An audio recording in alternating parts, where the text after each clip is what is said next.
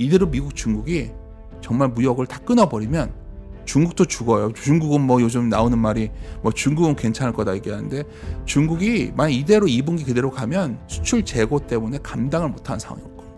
저는 생각보다 빠른 시간 안에 서로의 명분을 찾아서 일단 휴전, 완전한 타협은 아니겠지만 휴전에 돌입할 거로 보고 있고 오히려 우리가 고민해야 되는 거는 휴전을 했을 때였겠죠.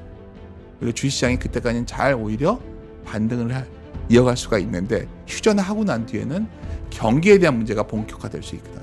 서로 사실 관계가 전부 다 안 좋아졌으니까. 네. 그럼 지금 주식을 열심히 해야 될 때 아닐까요? 오히려 불확실성이 극점에서 오히려 좁혀지고 이때가 오히려 여전히 기회의 시간이다. 저는 이렇게 판단하고 있습니다. 심층 인터뷰 시작합니다. 미국 증시 많이 급락했는데 그래도 가격 측면에서는 여전히 좀 비싸고 반면에 그렇게 보면 코스피는 지금 박앤세일 중이다라는 윤지호 평론가님 다시 모셨습니다. 어서 오십시오. 네, 안녕하십니까. 그래도 좀 안정은 된 것 같아요. 그렇죠. 그러니까 네. 결국 미국 증시가 제 생각했던 것보다 더 좀 트럼프 발언이 격했기 때문에 네. 아무래도 우리 증시도 자유롭긴 힘들었지만 뭐 우리 증시 하면 지금 외부적인 그런 요인으로 인한 좀 출렁임은 있지만 워낙 밸류가 싸다 보니까 네. 뭐 하락이 깊어지긴 쉽지 않은 그런 상황이 이어지고 있다고 봅니다. 예를 들어서 한국 증시가 자본 총계 기준으로 보면 순자산이 분기마다 한 계속 올라오기 때문에 네. 지금 0.8배가 한 2,370이거든요. 그러면 뭐 여기서 밀려봤자라는 생각들이 들겠죠. 그리고 네. 0.900만 가도 한 거의 2,700대가 나오기 때문에 여전히 한국 증시에 대해서는 너무 지나치게 겁은 안 먹으셨으면 좋겠다는 게 제 기본적인 생각입니다. 근데 또 하나 이제 이런 생각도 하실 것 같아요. 그래도 우리 저번에 이제 김 기자님 만나 뵙고 네. 트럼프가 너무 격하게 나왔기 때문에 이거는 뭐 파국 아니겠는가. 뭐 주말 넘기기가 무섭다. 많은 분들이 그러시는데 사실 이번에 이제 확인된 거는 그 결국 굉장히 공격적으로 미국이 내놨지만 중국이 잘 버티고 있고 오히려 중국을 고립화시켜가지고 미국이 나머지의 동조자를 구하고 싶은데 어떻게 보면 미국이 고립화되고 있는 상황이거든요. 그렇게 보면 이제 외부 요인들도 우리 다음 주에 경제 투탑이 미국을 가는데 우리를 마냥 압박하지도 않을 것 같다는 거죠. 왜냐하면 중국을 배제하기 위해서는 나머지 국가들에게 협조를 얻어야 되는데 그 5개 국가 중에 한국이 포함되어 있거든요. 그런 네. 의미에서 본다면 외부적으로도 좀 관세 우려가 좀 약간 주춤해질 수 있고 다음 주가 되면 예를 들어서 자동차라던가 IT가 해당되겠죠. 그래서 오늘 자동차에 좀 반등이 나왔던 것 같은데 그리고 내부적으로 본다면 일단 우리나라 밸류가 너무 싸기 때문에 뭐 오늘 이점에서도 여전히 한국 증시의 상대적인 어떤 강세는 네. 앞으로도 좀 이어지지 않을까 저는 이렇게 판단하고 있습니다. 길게 보면 우리가 5년, 10년 이렇게 보면 우리 PBR 평균이 어느 정도나 우리 뭐 높진 않았지만 그렇죠. 그렇다고 0.8은 아니었을 거 아니에요. 그림 하나 보여드리는 게 좀 더 네. 편할 것 같은데요. 이 그림 하나 보여드릴게요. 그러니까 보면은 이제 뭐 PBR이 무슨 의미가 있냐, ROE가 저 파란색 선이 ROE인데 저렇게 레벨이 내려오고 있는데 뭐 PBR 갖고 지금 너무 올드한 접근 아니냐 이렇게 비판할 수 있겠지만 어쨌든 간에 우리가 코로나 때도 결론적으로 이 국면에서 0.8배 깨졌을 때 사면은 뭐 더 내려갔지만 코로나 때문에. 그렇죠. 대개는 0.8배 다 갔으면 사면은 어느 정도 주가가 바닥점이 나왔다는 게 확인될 수 있을 거예요. 그래서 대개는 한 0.8에서 많이 가면 한 배. 예를 들어서 이랬을 땐 고민이죠. 뭐 1.3배 갔었거든요. 이때 삼성전자 10만 전자 외칠 때였죠. 네. 오히려 이럴 때 굉장히 조심해야 되고 이럴 때 0.8배 다 갔으면 사는 것도 한국 증시에서는 우리 하워드 막스의 말대로 추가 왔다 갔다 하지 않으니까 저평가와 고평가를 그런 측면에서 보면 한국 증시 상당히 매력적인데요. 이게 현재도 그러하고 대략 한 0.9배, 2,670인데 이 정도까지는 열어두고 난 일단은 접근하는 게 낫다는 생각이에요. 반면에 말씀드린 김에 좀 드리면 사실 최근에 제가 미국 증시에 대해서 이렇게 좀 약간은 좀 여전히 비싸다 얘기해서 좀 싫어하시는 분들도 있는데 네. 이거 그림을 하나 보여드릴게요. 미국 증시는 대개 한 15배 정도 오면 사고 20배 넘어가면 좀 약간 그때부터는 21배, 22배면 상당히 부담스러웠는데 22배 찍고서 내려오는 거예요 지금. 근데 과거에도 고점을 찍고 내려오면 그때부터가 고민이었고 내려오면서 결국은 20배 깨지면서 주가 조정이 결국 왔었거든요. 지금 그런 상황까지 네. 오고 있는 상황이죠. 그래서 미국은 우리 증시에 비해서 상대적으로 밸류 매력이 적은 편이죠. 네. 이거를 좀 더 그림 가져온 김에 하나 더 보여드리면 배당 매력으로 보더라도 우리 증시가 상당히 높죠. 이 둘의 괴리가 너무 벌어졌잖아요. 우리나라는 네. 지금 배당 매력이 상당히 높아져 있기 때문에 S&P 최근에 많이 내려서 조금 이제 그렇죠, 배당 올라왔죠. 확률은 조금 올라갔네요. 그렇지만 이 서로의 갭은 배당 수익률. 더 벌어졌죠. 네. 그러니까 요즘 뭐 제가 이제 장난처럼 드리는 말씀 중에 관세 충격의 관세 정책의 가장 직접적인 피해를 본다면 자동차였거든요. 그랬죠. 네. 뭐 도대체 한국 자동차 팔 수 있어? 뭐 그리고 트럼프가 이제 미국에서 만들지 않으면 허용 안 해준대. 근데 그러다 보니까 기아 차 있지 않습니까? 네. 그게 제가 저번 주에 한번 이렇게 그때 한 가격이 너무 빠져서 밸류를 봤더니 PER이 3.2배 왔더라고요. 3.2배 PER이 다들 기아차가. 근데 중요한 건 배당 수익률이었어요. 네. 8.4%였는데 네. 사실 거기에 주주 자사주 부분을 감안하잖아요. 그럼 주주 환원율이 9.7%가 나오더라고요.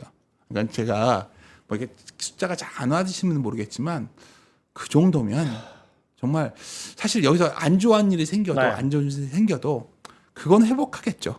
그러니까 주식이라고 바닥은 모르겠지만 거의 밸류를 본다면 기아는 거의 그런 수준까지 왔었죠. 근데 여기서 우리가 한번 생각해 봐야 되는 게 제가 요즘 어디 가든 하던 말이 있는데 미국 입장에서 그러면 과연 관세를 우리가 지금 현재 저렇게 기아가 빠진 이유가 관세에 대한 공포 때문인데 한번 생각을 해보면 현대 기아차 그룹은 미국에서 한 85%까지 만들어낼 수 있어요. 앞으로 맘만 먹으면. 네. 근데 우리는 그러면 안 좋겠죠. 우리 입장에서 우리나라에 고용을 해야 되니까. 근데 여하튼 미국이란 나라가 만약 자동차를 갖다 미국 내에서 생산한 기업만 갖고 할 수 있냐는 거예요.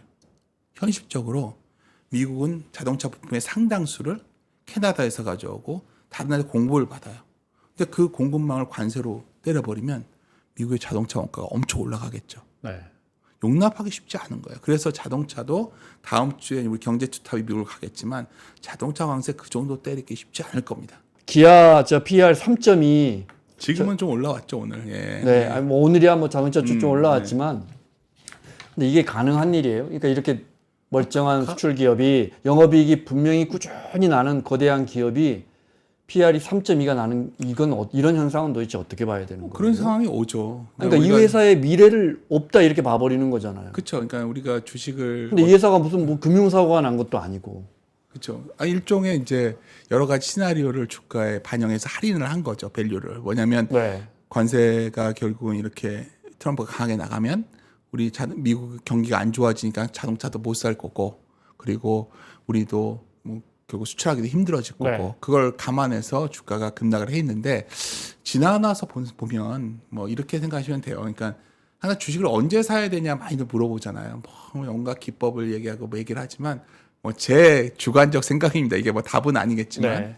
항상 좋은 기업이 제가 좋은 기업은 아까 사회자님께서 말씀하셨지만 지속 가능한 이익을 창출하는 좋은 기업이 어떤 외부적인 영향으로 굉장히 주가가 싸져 있을 때가 있어요. 그게 좋은 기업이 좋은 주가가 되어 있을 때죠.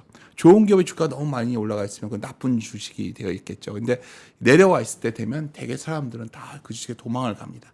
사실 그럴 때 주식을 사야 되는 거거든요. 지금 미국 증시 같은 경우에는 상당히 좋은 기업이 많지만 밸류가 여전히 부담스럽다 보니까 상당히 출렁이고 있고 반면에 한국의 이런 좋은 기업들은 여러 가지 우려 요인들을 선반영하면서 주가가 매우 낮아져 있거든요. 네. 그래서 뭐 예를 들어서 이런 자동차도 해당됐지만 예를 들어서 우리가 또 하나가 있죠. 지금 시점 말고 우리가 불과 몇 개월 전에 올 연초에 많이 논의됐던 기업이 있었어요. 뭐 오늘 말하다 보니까 이렇게 저도 정신이 없어가지고 이렇게 됐는데 아닙니다. 저희가 죄송하죠 기술적으로. 예를 네, 들어서 네. 뭐 현대건설 같은 회사죠. 현대건설 같은 회사가 작년만 하더라도 부동산 PF 문제가 도대체 이게 해결되겠는가? 뭐 여러 가지 걱정이 되면서 네. 뭐 이건 답이 없다. 그래서 이제 건설주들이 정말 굉장히 급락을 했었지만 요즘 한번 다 잊어버리고 있을 때 은근히 많이 주가가 회복되고 네. 주가 흐름이 좋습니다. 뭐 여러 가지 해외 재정 지출이 늘어나니까 또 투자도 늘어날 것이고 뭐 이런 시나리오도 나오고 있고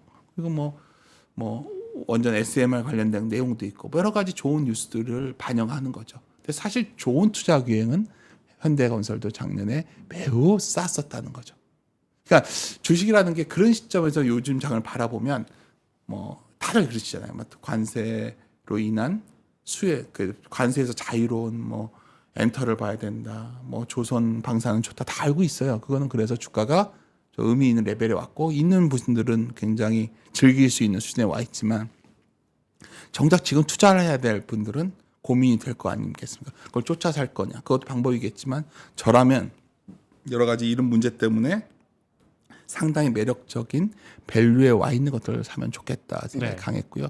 뭐 오늘 같은 경우에도 되게 금요일이고 뭐 아까 사회자님 말 들으니까 별로 이 시간에 관심 없다고 하는데 오늘 장을 한번 복귀해 보면 되게 거래 상당히 높은 종목 중에 두산 에너빌리티라는 회사가 있었어요. 네. 그러면 우리가 두산 에너빌리티 하면 항상 주가가 계속 할인이 되었던 이유는 뭐 여러 가지 이유가 있겠지만 우리가 탈원전이라는 걸로 돌아갈 것이다.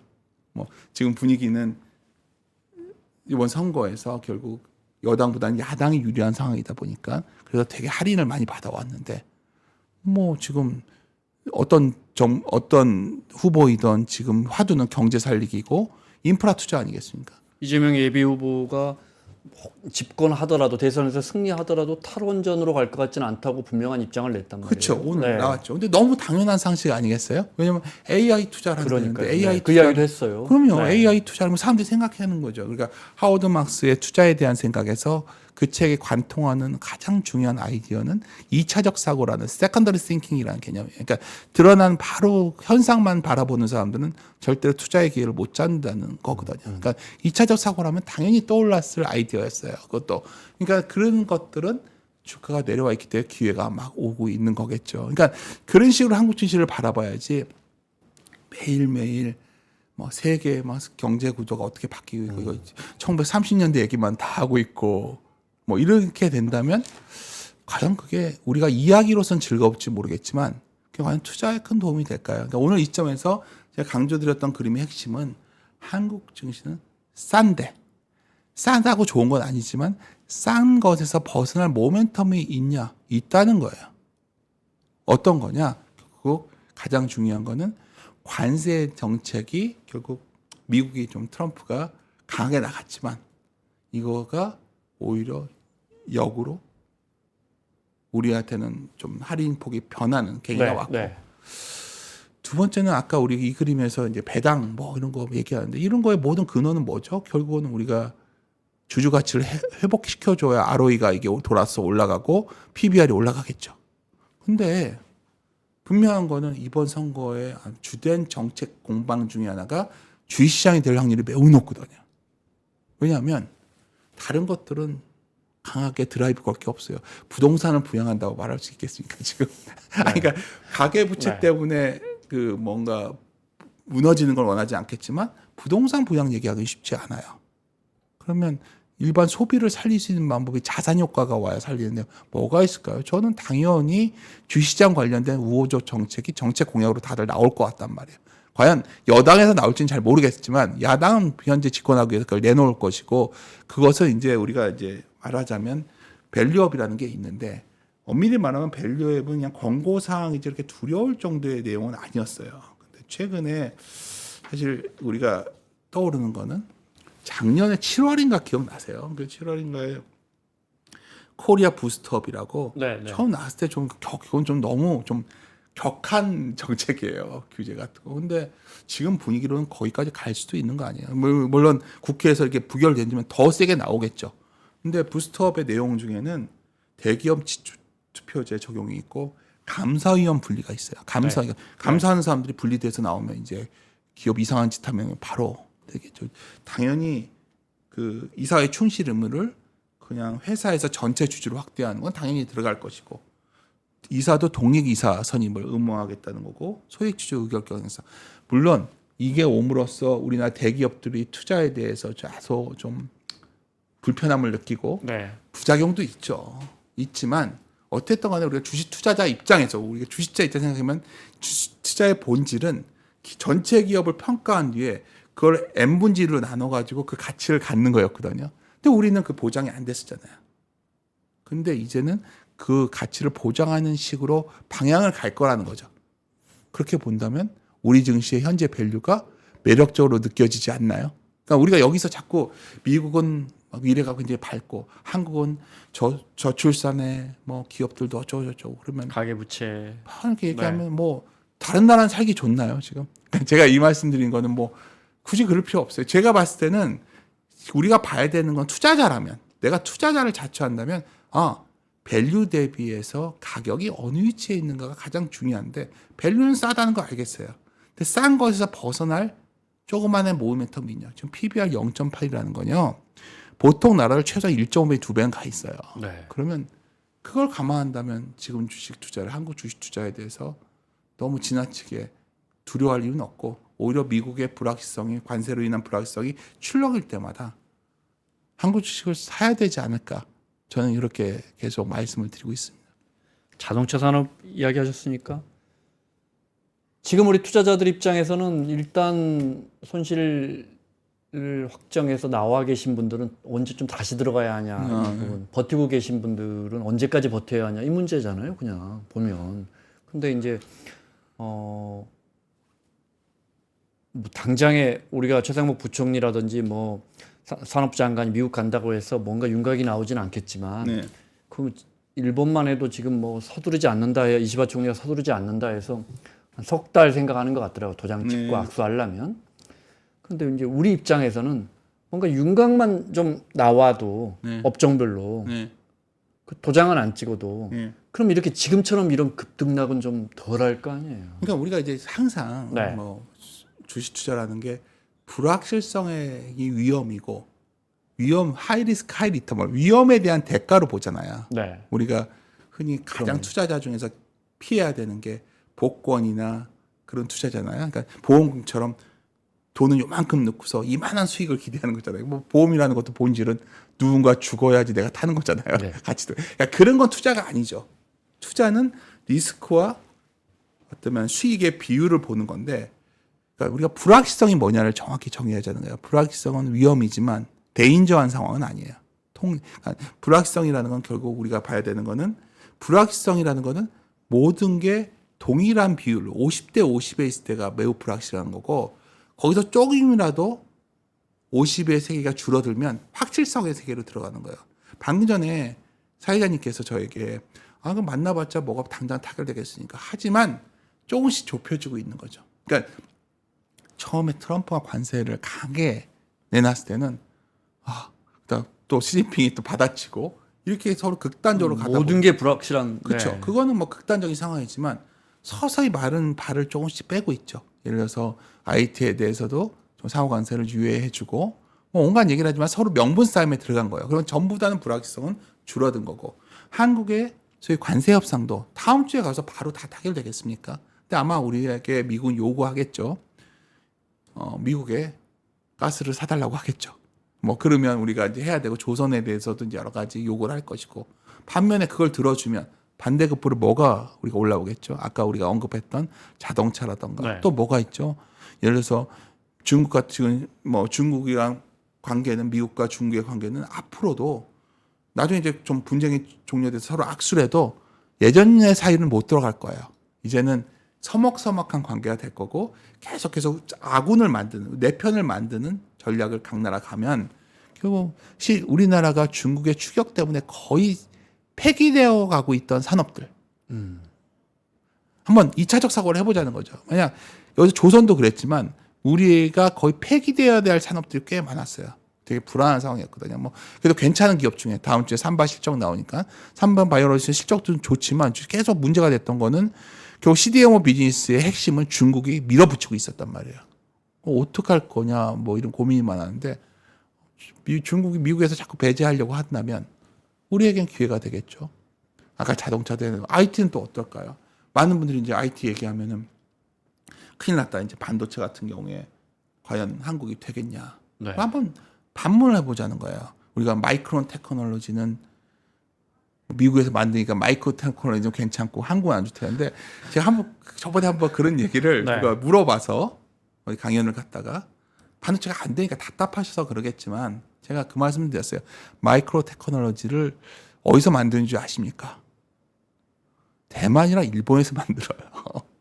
그러겠죠. 그러니까, 네. 그러니까 대만과 반도체 세금을 때리면 네.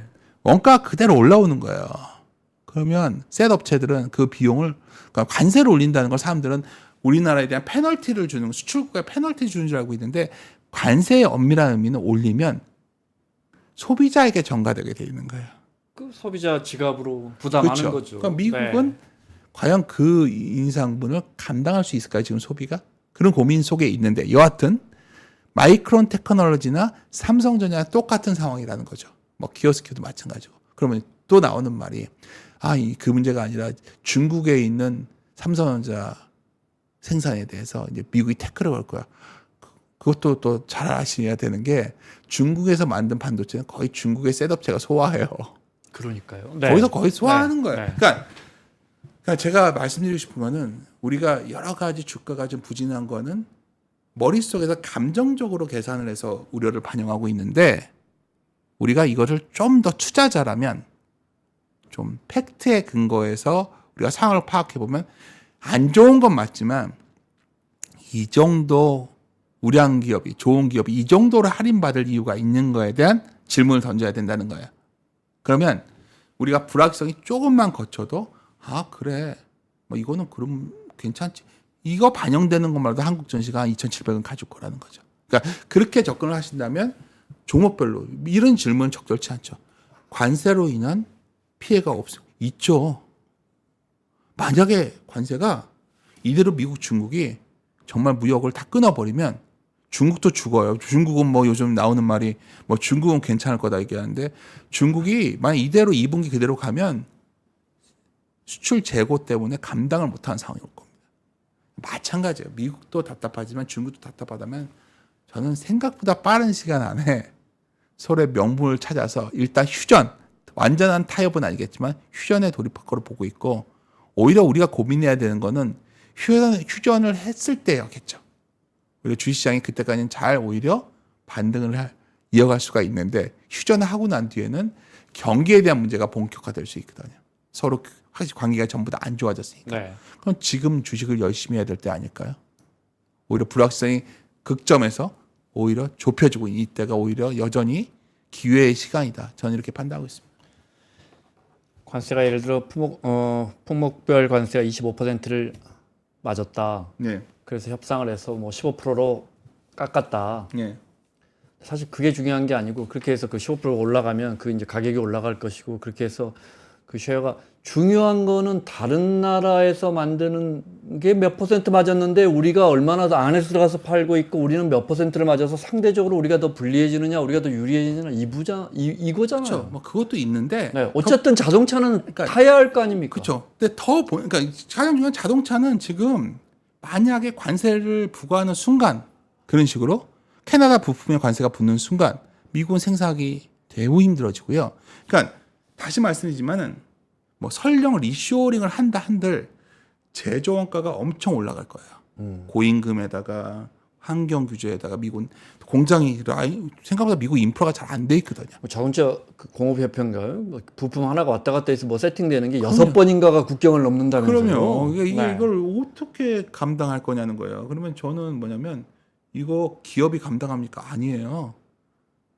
가격에 전가시키는 거예요. 그러겠죠. 네. 그러니까 연준에 지금 그러니까 트럼프가 제가 트럼프가 똑똑한 분이니까 다 잘 알겠지만 바보가 아니라면 이 상황을 끌고 갈 수가 없는 상황인 거예요. 그러니까 이걸 혼을 내고 싶은데 내가 들고 있는 무기가 생각보다 약한 거죠. 거기다가 사람들이 되게 글로벌 공급망이라는 거 있지 않습니까? 네. 이게 흔들리면 아까 말했던 코로나 때 상황이 벌어질 거예요. 글로벌 공급망이 코로나 때 막히면서 각 나라가 제조하는데 매우 어려움을 겪었고 당시에 그런 주가가 어땠는지 잘 살펴보십시오. 실적이 이렇게 좋지 않았음에도 주가는 많이 올라갔어요.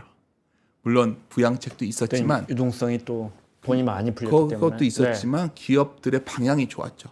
가격 전가도 엄청 할 수 있고 예를 들어서 그래서 다시 말씀드리면 본질적으로 관세는 누가 내는 거냐면 뭐 트럼프는 자꾸 외국인이 내주는 세금이라고 얘기하고 있지만 사실 이거는 제가 봤을 때는 그냥 인기 영합적인 발언일 뿐이고요. 그냥 조세 전가하는 거예요. 그러니까 이게 실질적으로 미국의 그렇죠. 소비자들이 네. 돈 내는 거예요. 소비자들이 더 그래서 이거를 과연 용납할 수 있는 상황이 아니고 관세 몇 프로는 아무 의미가 없다는 거예요. 그 시진핑이 얘기했잖아요. 중국 정부가 그 숫자가 무슨 의미가 있냐. 어차피 교육 안 하게 되는 숫자인데. 네, 네. 그러면 이제부터는 그 숫자를 올려도 아무 반응이 없는 거예요. 숫자를 200%, 은인들 100%, 100이나 145%나 그렇죠. 무슨 의미가 의미가 없죠. 있어요. 이제부터는 결국 그거 숫자가 중요한 게 아니라 실제적으로 뭘 내주고 뭘 받을 거에 대한 거가 있는데 둘이 얘기를 했잖아요. 이미 트럼프는 미국만한 소비 시장이 없다고 스스로 인정을 했고 이거 갖고 싶지 않아? 중국한테. 중국은 너희들한테 공급망에 대해서 내가 안 줄 수 있어. 히토리오브 대표내는. 이걸 내놓은 거잖아요. 서로 카드를 지금. 이걸 갖고 얘기를 하겠죠.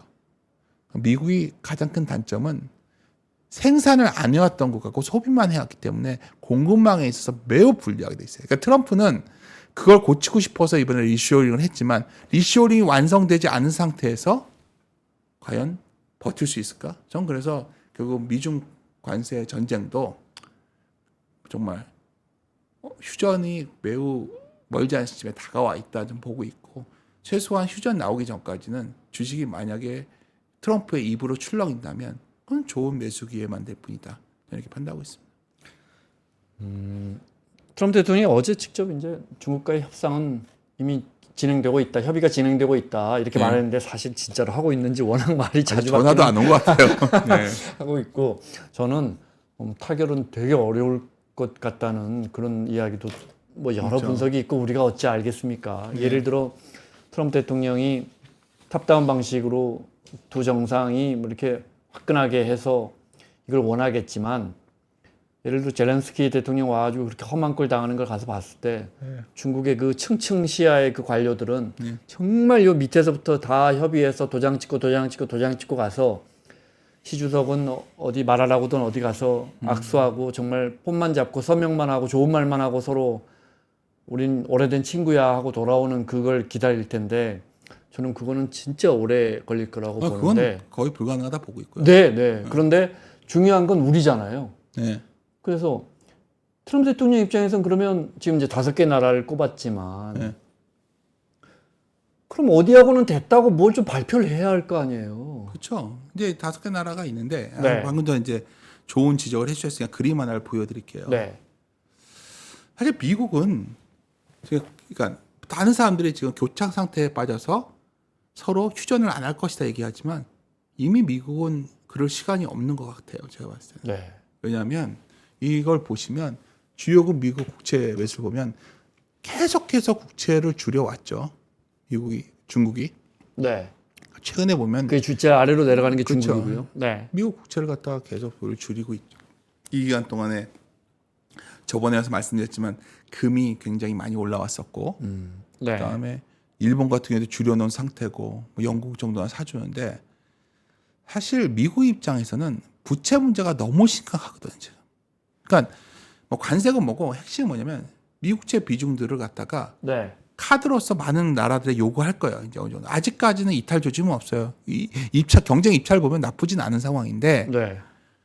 제가 보기에는 이미 좀 미국채가 안정하다 보고서 이걸 기반으로 여러 가지 그 거래들이 이루어졌는데 미국채가 이번에 너무 크게 흔들려 버렸어요. 그러니까 안정하다고 밑바닥에 깔아놓고 있던 이 자산이 미국채였는데 그 일주일에 9.2bp가 움직였었거든요. 그러니까요. 그거 기억나시죠? 본 적 있으세요? 저는 채권 시장 보면서 일주일에 9.2bp 10년짜리 국채가 움직인 거 처음 봤거든요. 그러면 미국 입장에서는 지금 미국 주식시장의 안정은 아무 상관이 없고요. 지금 가장 중요한 거는 채권 시장이 불안정하다는 거예요. 이 채권 시장이 왜 불안정해졌냐? 한마디로 말하면 미국의 국채라는 거는 미국의 차용증이에요. 차용증. 근데 미국의 차용증은 신뢰가 너무 높아서 아무리 차용증을 남발해도 사람들이 쟤는 갚을 거야 하는 게 있었어요. 네. 그게 흔들린 거잖아요. 지금. 근본적으로 미국 사회에 대한 신뢰 아니에요? 그렇죠. 네. 쟤네들은 지는 혼자 살려고 그래? 그래? 이러고 나온단 말이야. 마음속에 다 그 생각이 생겨버렸어요. 그게 생겼기 때문에 미국은 지금 파워가 약한 거고 중국은 그걸 피집고 들어가고 있는 상황이에요. 그렇기 때문에 채권 시장의 불안 요인이 불거지자마자 바로 벨센트가 개입을 했던 거고 트럼프도 발을 조금씩 빼는 거고요. 근데 뭐 이렇게만 가면 미국이 완패가 될 텐데 문제는 중국도 마찬가지예요. 중국도 미국이 소비 위주로 돼 있던 시장이다 보니까 이런 문제가 있듯이 중국은 생산 위주로 경제가 구성되기 때문에 네. 생산한 걸 못 팔면 재고가 쌓여서 망하는 구조예요. 못 내보내게 되는 거잖아요. 그래서 아까 말씀드린 저는 3분기 전에 협상이 된다 봐요. 저는 계속 이 말씀을 드리는데 사람들이 이제 반신반의하시지만 3분기 전에. 예, 네, 그러니까 네. 지금 2분기 거의 반 왔고 제 생각에는 3분기 안에 그냥 올 여름 안에 그냥 저는 6월에 왜냐면 지금 문제가 그 말씀은 그때까지 버티는 사람이 이기는 싸움이다. 그러니까 버틸 수 있을까요, 둘이? 아니, 저는 참여 투자자 중에. 투자자들은 네. 아마 이게 패가 노출됐기 때문에 주식시장이 잘 안 빠질 거예요. 오히려 이게 완전히 결렬되고 파국으로 간다는 거가 반영됐다가 네. 이제는 파국이 그러니까. 아니라는 것만으로도 주식시장은 상당 부분 복원이 될 거라고 보고 있고 제가 보기에는 그 많은 나라가 이 말이 왜 나왔냐면 5개 국가들과 우선 협상을 하는데 아마도 밑에서는 장기채 매수를 협상력으로 내놓지 않을까. 우리도 장기채 어느 정도 산다는 걸 해주고 네. 해야 되지 않을까. 그리고 그걸 우리가 준 게 있으면 받을 게 있을 거 아니에요. 받을 거는 뭐겠어요. 우리 수출 기업들의 관세를 낮추려야겠죠. 우리 카드 중에는 국채 인수가 좀 아니 뭐 트럼프 대통령 입장에서는 지금 국채 가격 하락하는 게 제일 걸리는데 그럼 제일 좋은 선물은 그러면 사주겠다는 거겠네. 그렇죠. 뭐 어느 정도 우리가 뭐 지금 제일 문제는 이게 흔들리는 게 진정이 잘 안 되고 있는 상황이어서 여전히 오히려 그리고 또 제일 문제가 트럼프가 원하는 감세 정책을 지금 내놔야 될 거 아니에요. 감세 정책을. 그러니까 트럼프는 관세 외화 플러스 감세라는 게 네. 있었어요. 네. 감세를 하려면 뭐가 되죠? 국채 발행 규모가 엄청 늘어날 거예요. 그러면 국채 발행이 언제 엄청 늘어나는 줄 아세요? 3분기에 늘어나는 거예요. 그러니까 그 전에 이게 타결이 돼야 되는 거예요. 3분기에 감세 때문에 국채 발행이 늘어나는데 그때 이 정책을 계속 간다? 국채 제가 이자율은 봤을 때는 뭐 날아가 버리는. 네. 그럼 완전히 미국은 답이 없는데요. 그러니까 이거는 우리가 상식적으로 이 상황을 파악해야 되는데 결국은 감세 정책을 내놓을 수밖에 없고 지금 트럼프의 소신이고 트럼프가 막 존경하는 사람 2명이죠. 닉슨이랑 레이건 아니에요. 레이건이 래퍼 곡선이라고 맨날 그 감세하면 네. 좋아진다. 그거 실패했지만 그걸 믿고 있는 사람인데 내놓지 않겠어요. 그러니까 이 상황을 감안한다면 사실은 이거는 오래 끌기 힘든다는 생각이고요. 또 하나 좀 보여드리면 또 하나 트럼프는 지금 제 고민이 제조업을 가져온다. 그러니까 제조업을 가져온다는 말은 뭐냐면 결국 제조업에는 미국이 교육을 많이 가져와야 되는데 달러가 이렇게 강한데 가능하겠어요? 달러 약세를 유도하는 거예요 지금. 제가 보기에는 아마 이번 협상에서도 아까 국채 그것도 밑에 깔리겠지만 네. 저번에 미란 보고서도 결국 뭐 영구채 사달라는 얘기 그거였고 또 하나는 닉슨 때처럼 뭐 원화를 좀 강하게 가져가야겠죠? 그러면 여러분 잘 생각해 보셔야 돼요. 우리나라 증시가 언제 좋았죠? 한국 증시가 좋을 때는 언제였어요? 글로벌 경기도 있지만 원화가 강해지면 외국 자본이 들어왔죠. 네. 그 시나리오도 가능해지는 거죠. 그림은. 그러니까 우리가 제가 뭐 다 정답은 모르겠지만 우리가 지금 현재 우려로 생각하고 있는 여러 가지 변수들을 안을 갖다가 한번 뜯어서 2차적 사고로 접근을 해보면 상당히 우리 주식시장에는 그러니까 부정적 뉴스였지만 부정적 뉴스의 강도가 완화되면서 오히려 지금은 주식에 대한 긍정적 사고로 전환될 수 있는 모멘텀이 될 수도 있다. 저는 그래서 한국 증시의 상대적 강세가 2, 3분기 계속 이어질 거로 좀 보고 있어요. 2분기, 3분기. 네. 3분기까지는 타결되지 않으면 두 나라가 매우 힘들 거라는 건 사실 많은 전문가들의 네. 컨센서스고 아까 이제 중국이 이제 생산하는 나라에서 재고 쌓이면 이거 감당 안 될 것이다. 그쵸. 소비하는 나라 입장에서도 지금 부지런히 아이폰 같은 거 비행기로 실어 나르고 있다는 거 아니에요. 그죠? 그쵸. 유예된 기간 동안엔 팔아야 되니까. 월마트는 뭐 창고마다 가득가득 찼을 거 아니에요. 지금 이미. 그래서 지금 아직 지표는 안 깨진 걸로 나오니까 지금은 이제 버티고 있는데 네. 그러니까 3분기 전에 타결이 될 수밖에 없어요. 그 3분기를 지나면 그러면 매우 심각해지겠죠. 실어 나르고 있는 창고에 있는 거 다 팔고 나면 이제 가격 인상하는 수밖에 없잖아요. 그렇죠. 근데 이제 생각하셔야 되는 게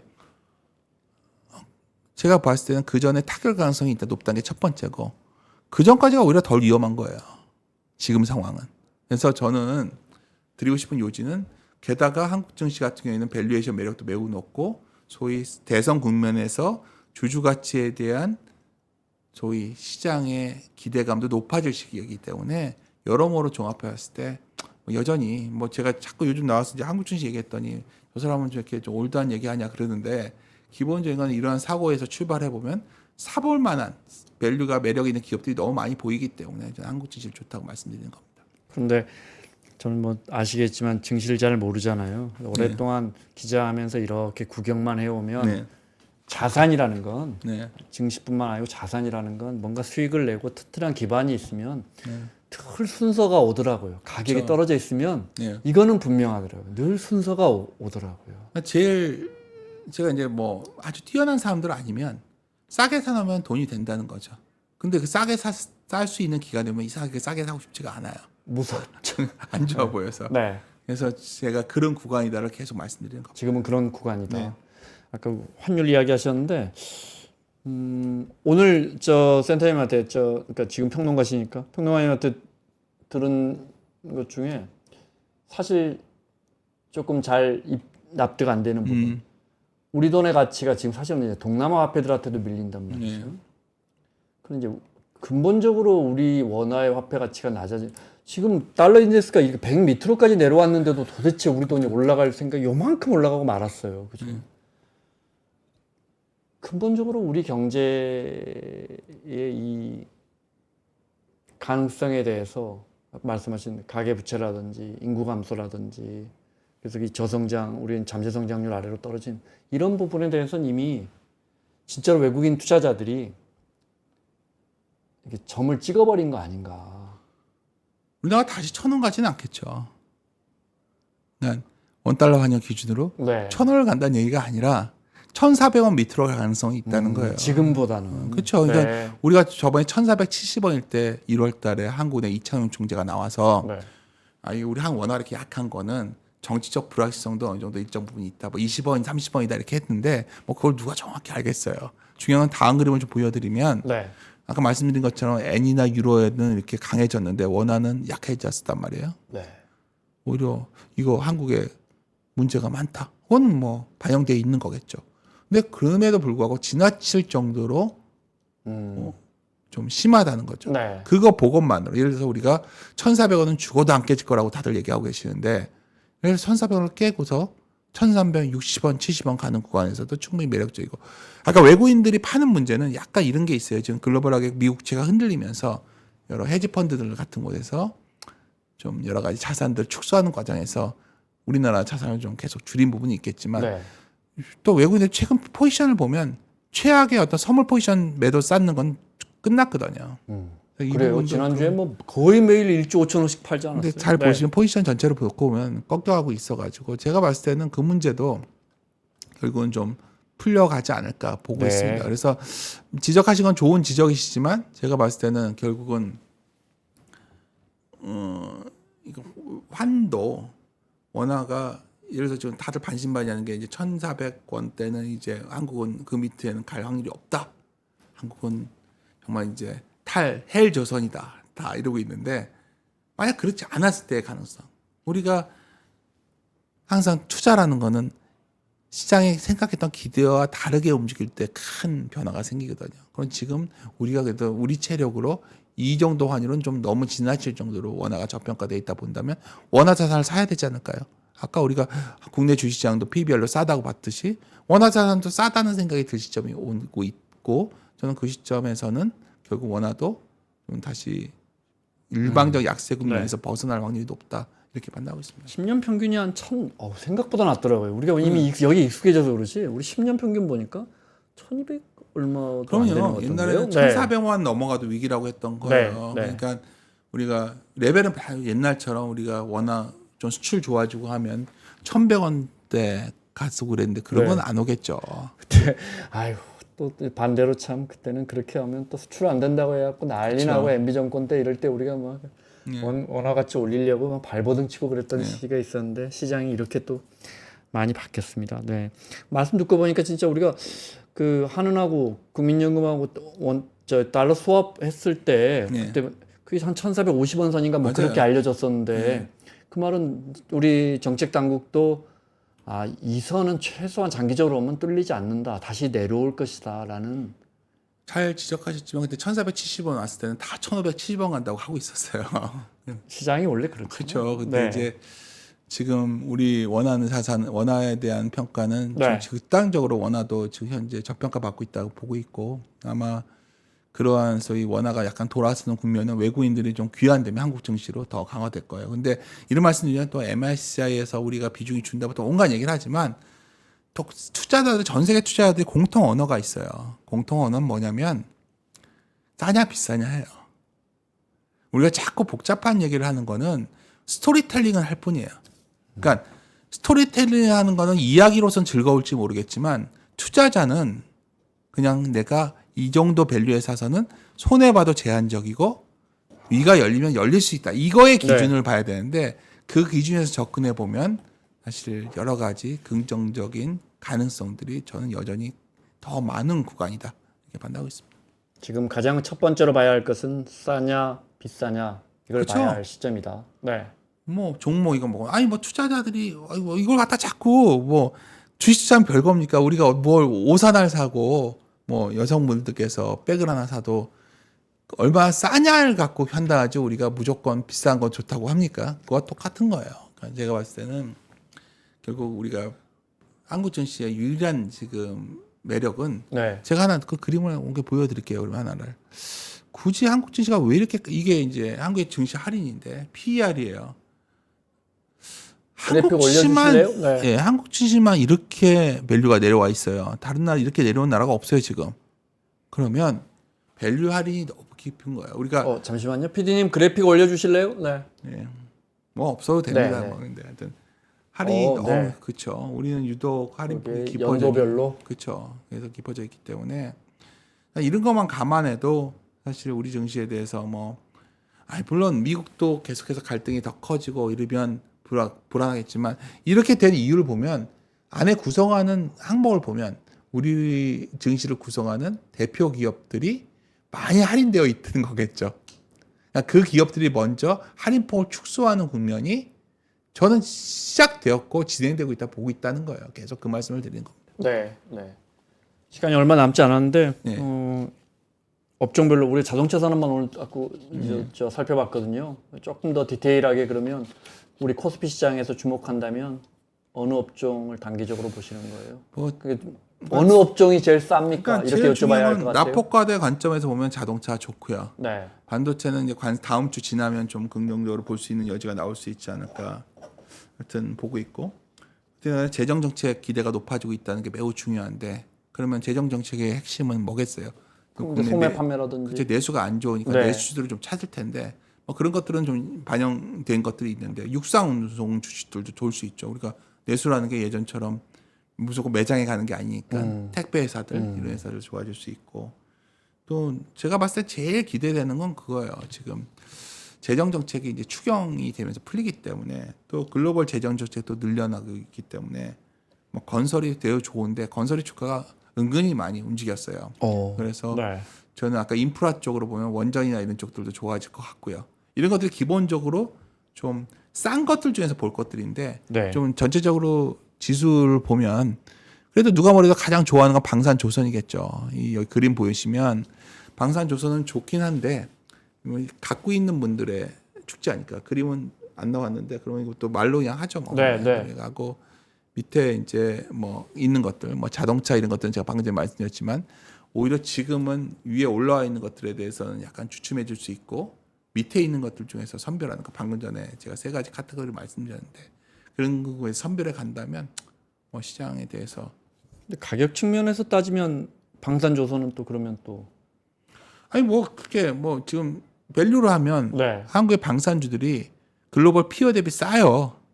그렇게 비교해 보면. 근데 이제 저는 무슨 말씀드리냐면 갖고 계신 분들에게 서둘러 줄일 필요는 없지만 신규로 들어가는 사람들이 그렇죠. 방산을 주력을 할 수는 없다는 거죠. 그거는 네. 갖고 가신 분들의 축제가 되는 거고 그렇지 않은 분들의 입장에서는 지금 여전히 아까 말했지만 오히려 그러한 우려 요인이 할인이 많이 되어 있는 섹터들 이런 쪽에 좀 중점하시는 게 낫지 않을까 이렇게 판단합니다.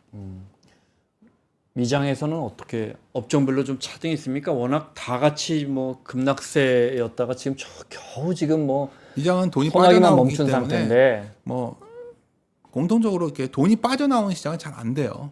미국의 채권 시장이 안정될 때까지는 네. 상당히 불안정할 것 같고 누가 뭐래도 미국의 소비가 좀 많이 급냉했기 때문에 네. 미국 시장은 뭐 2년 좋았잖아요. 지난 매년 20%씩 올랐는데 한 1년은 쉬어야 되지 않을까요? 예, 그게 제 생각입니다. 오랫동안 좋았죠. 네. 많이 좋았죠. 네. 그 연준의 저 파월 의장 또 해임할 수 있다고 트럼프 대통령이 또 두 번이나 세게 이야기했던데. 네. 근데 이제 우리가 보기에는 아니 경기 침체가 이제 저렇게 뚝뚝뚝 떨어지고 올해 무슨 마이너스 성장 나온다는데 일자리 지표라든지 이런 것들이 안 움직이는 거 이런 건 어떻게 봐야 돼요? 앞뒤가 하나도 안 맞잖아요. 그러니까 스태그플레이션적 상황에 대한 경계를 파월 연준은 당연히 할 수밖에 없고 경기가 안 좋아지는데 물가는 안 잡힐 것 같기 때문에 네. 금리를 내리기 쉽지 않지만 그래도 저는 올해 3번 정도 내린다 보고 있고요. 근데 금리를 내리면 단기 금리만 내려간다고요. 제 문제는 지금 시장의 관심은 10년 국채예요. 이 10년 국채의 불안정성이 언제 진정될 것인가. 네. 이게 관건이기 때문에 뭐 연준이 지금 현재 왜 그러면 트럼프도 말하고 해도 액션을 안 하냐 할 수 있는 게 없거든요. 뭐 단기 금리 내린다고 연준 뭐 지표 갖고 하는 그것도 곳인데. 있고 좀 네. 금리 내린다고 해결될 수 있는 부분이 아니잖아요. 이거는 금융 통화 정책 외의 문제 아니겠습니까? 이래서 경기 충격이 와서 돈을 풀어서 경기를 회복하는 거라면 금리를 바로 내리고 하겠지만 6월까지 안 내릴 것 같은데요. 그러니까 그렇게 6월 가야 첫 금리 내릴 것 같습니다. 제 생각에는. 그러니까 그 구간은 이게 주된 주인공이 아닐 확률이 높죠. 그러니까 미국 증시는 반응을 좀 하겠지만 이것 때문에 뭐 한국 증시가 큰 영향을 받고 이럴 것 같지는 않습니다. 또 하나 이해가 안 되는 게 뭐 글로벌 금융위기 전에서부터 그랬던 것 같아요. 정확한 기억은 안 나지만 하여튼 미국이 아무리 저 화폐를 많이 풀고 금리를 낮추고 이런 상황에서도 위기만 찾아오면 달러를 사고 미국채를 사고 네, 미국 시장 흔들린 적이 없었단 말이에요. 안전자산이었죠. 그러니까요. 우리가 아니잖아요. 오늘 이게 계속 도대체 얼마나 오래 지금은 다 팔잖아요. 미국 자산은 다 팔고 있거든요. 그게 처음에 말했던 미국의 차용증의 신뢰도가 떨어져 버린 거죠 지금. 그러니까 이게 왜 그 메커니즘이 작동 안 하죠? 이게 물론 트럼프라는 매우 특이한 상황이 발생했지만 불안하면 다시 미국 자산을 샀었는데 그게 깨졌잖아요. 미국 자산이 신뢰가 유지된 거는 미국이 소비를 해주고 네. 무역 적자를 감수해주면서도 국채를 발행하면 나머지 수출로 돈을 번 나라들이 국채를 보유해줬었죠. 네. 번 돈으로 미국채를 갖고 있어야 안전하다 생각을 했으니까. 근데 돈도 못 벌게 하겠다고 하는데 굳이 미국채를 갖고 있을 필요가 있나요? 뭐 살 돈도 없어지고. 그렇죠. 살 돈은 없어지지만 미국채보다는 다른 자산으로 다각화해야겠구나.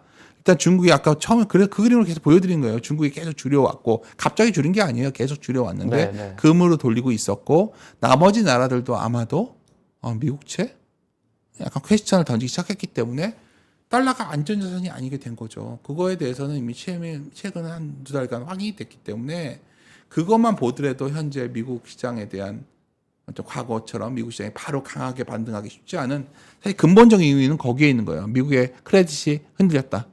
이게 저는 그래서 더 흔들리기 전에 지금도 흔들렸는데 6월까지도 트럼프가 이거에 대해서 결단 아니면 감세가 나가는 순간 미국의 국채 발행은 엄청 커집니다. 그러겠죠. 네. 지금 현재 미국의 국채 발행의 핵심은 순이자 지출이에요. 그러니까 이자 갚기 위한 국채 발행도 이렇게 큰데 여기다가 감세를 위한 국채 발행이 커지면 미국은 감당 못 하겠죠. 그러니까 협상이 이게 자꾸 미중 관세 전쟁이 끝이 안 날 거라 생각하는 거에 대해서는 동의하기 힘든 게 이미 내놓을 카드를 다 내놓은 상황이에요. 네. 그래서 저는 그것이 일단 휴전으로 가는 국면에서의 한국 증시장의 강제적 강세 이걸 계속 강조드리는 겁니다. 네. 미중 간의 이 갈등 두 나라가 방법은 없다. 빨리 끝낼 것이다라는 그 패는 드러났고요. 그죠? 그 사이에 우리가 할 거는 싸다 비싸냐를 확인하는 거. 네, 알겠습니다. 윤지호 평론가와 함께했습니다. 오늘 송출에 문제가 있었는데 다시 한번 사과드리고 평론가님께도 죄송하다는 말씀드려요. 별 말씀을요. 네, 다음에 뵙겠습니다. 고맙습니다. 감사합니다.